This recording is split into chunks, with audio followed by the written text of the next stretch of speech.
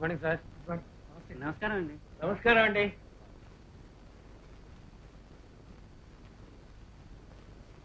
కూర్చోండి కూర్చోండి. బాయ్, ఇటు నుంచి 5వ కుర్చీ దగ్గర గ్లాస్ మీద మూత లేదు. వార్నింగ్ ఇచ్చినా నీకు శ్రద్ధ లేదు, నాకు బుద్ధి లేదు. ఉంటే ఈ పాటికి నేను డిస్మిస్ చేద్దును. ఫ్రెండ్స్, మనందరికీ శ్రద్ధ తగ్గింది. ఎక్కడో తెలియని తప్పులు చేస్తున్నాం. అందుకే మన కంపెనీ అమ్మకాలు చతికిలు పడిపోయాయి.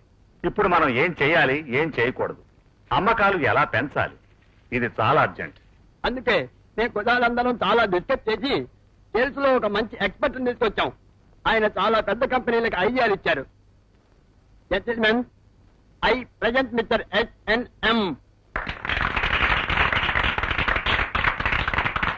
బఠానీల దగ్గర నుంచి బోయింగ్ విమానాల దాకా సేల్స్ డీల్స్ ఈ S&M స్పెషాలిటీ. జెంటిల్మెన్, ఇప్పుడు మీ సేల్స్ పెంచాలి, అదే మీ సమస్య. దానికి ఒక గొప్ప చిట్కా ఉంది. మామూలుగా కస్టమర్స్ ఎలాంటి వాళ్ళైనా సరే ధరల తగ్గింపు అనగానే అవసరం లేకపోయినా కొని పారేస్తూ ఉంటారు.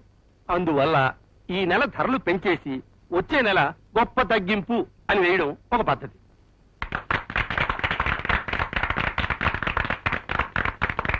రెండోది గిఫ్ట్ స్కీమ్, బహుమతి పథకం.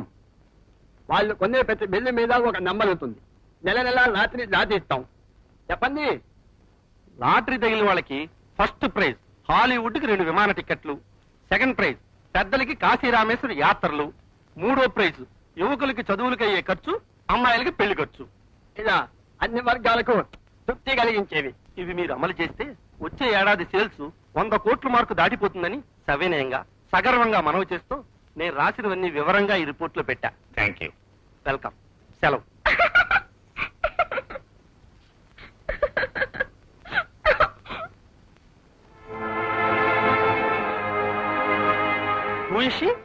ఎవరది? ఇక్కడికి ఎలా వచ్చింది? అమ్మనండి. అమ్మాయి ఇలారా. అమ్మాయి నా ఫ్రెండ్, ఇద్దరు క్లాస్మేట్. ఇవాళ తను నువ్వేం చెప్పద్దు. నవ్వింది నువ్వేనా? ఇన్సల్ట్. అసలు ఎందుకు ఈ గదిలోకి వచ్చిందో కనుక్కోండి. ఎందుకు వచ్చింది అన్నది పాయింట్ కాదు, ఎందుకు నవ్వింది అన్నది కావాలి. చెప్పమ్మా, నీకేం భయం లేదు. 30 ఖరీదైన కోడిపిల్లకి జ్వరం వస్తే 3 రూపాయలు చేసే పంది పిల్లని దిష్టి తీసేట ఒకడు. మీరంతా ఇప్పుడు ఎందుకు నవ్వారు? నేను అందుకే నవ్వాను. మా బిజినెస్ 30 కోడి పిల్ల అంటాం, మా ప్లాన్స్ సిల్లి అంటాం.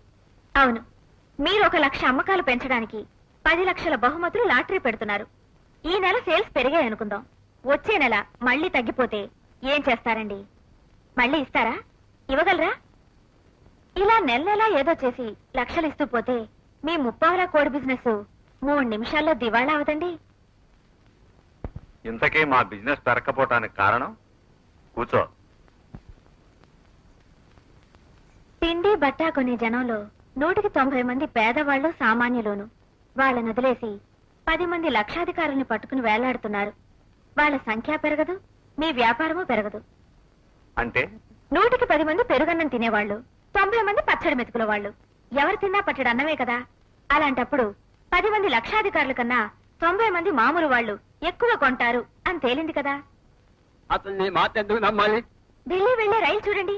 ఫస్ట్ క్లాస్ పెట్టెలు 4 ఉంటాయి, సెకండ్ క్లాస్ 14 ఉంటాయి.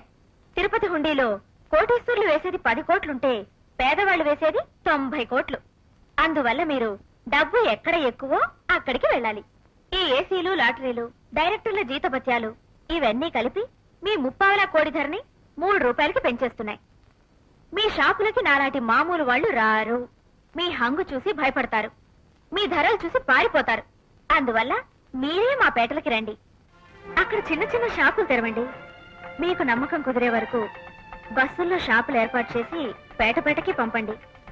మా ఇళ్ల గుమ్మాల్లో వారం వారం డేరాలు వేసి అమ్మండి. నిజానికి ఇది కొత్త ఐడియా ఏం కాదు. పూర్వం మన పల్లెల్లో వారానికి రోజున సంతులుండేవే, అలాగనమాట. మధ్య తరగతి వాళ్ళు 30 మంది ఉంటే కింద తరగతి వాళ్ళు 60 మంది ఉంటారు. ఆ పేటల్లో కూడా ఆటోల్లో సరుకు పంపండి. 10 రూపాయల ప్యాకెట్లు, 5 రూపాయల ప్యాకెట్లు అమ్మండి. మీరు ప్రైజులు ఇవ్వక్కర్లేదు. మీరమ్మిన బియ్యం ప్యాకెట్లలో, పప్పు ప్యాకెట్లలో ఒక బెడ్డ గాని చచ్చు పుచ్చు గాని ఉందని నిరూపిస్తే 500 బహుమతి ఇస్తామని ఛాలెంజ్ చేయండి. చాలా మంది మంది ప్రయత్నిస్తారు. ఎవరికీ దొరకనంత శుభ్రంగా సరుకునివ్వండి. అదే 10 కోట్ల పబ్లిసిటీ. అమ్మకానికి అసలైన పునాది నమ్మకం.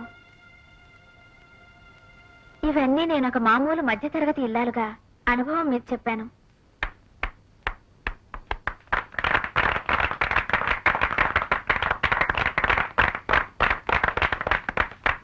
Thank you very much. నువ్వెవరో ఎందుకు వచ్చావో తెలియదు. నుంచున్న పడంగా ఇంత చక్కని ఆలోచనలు మార్గాలు చెప్పావు. కూర్చుని ఆలోచిస్తే ఇంకా చాలా మార్గాలు చెప్పగలవనే మా డైరెక్టర్లందరికీ నమ్మకం కలిగి. గోపాల్, అమ్మాయి పేరేంటి? Very good. ఈమె పేరు మిసెస్ ఝాన్సీ. మన కంపెనీలో ఉద్యోగం కోరి వచ్చారట. అమ్మాయి ఝాన్సీ, నిన్ను మా కంపెనీలోకి సంతోషంగా ఆహ్వానిస్తున్నాను. నిన్ను సేల్స్ డిపార్ట్మెంట్ కి వైస్ ప్రెసిడెంట్ గా నియమిస్తున్నాను.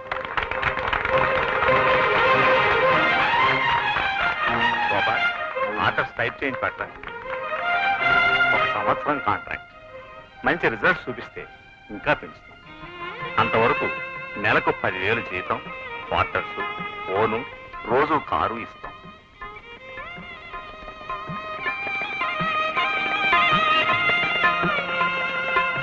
మీరు ఇంక వెళ్ళొచ్చు.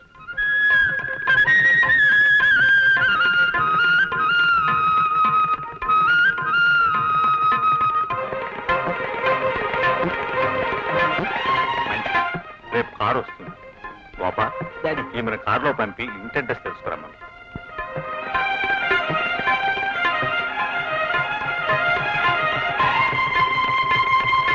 ఇప్పుడు మనం ఉన్న స్థితిని తారుమారు చేస్తే ఎలా ఉంటుంది?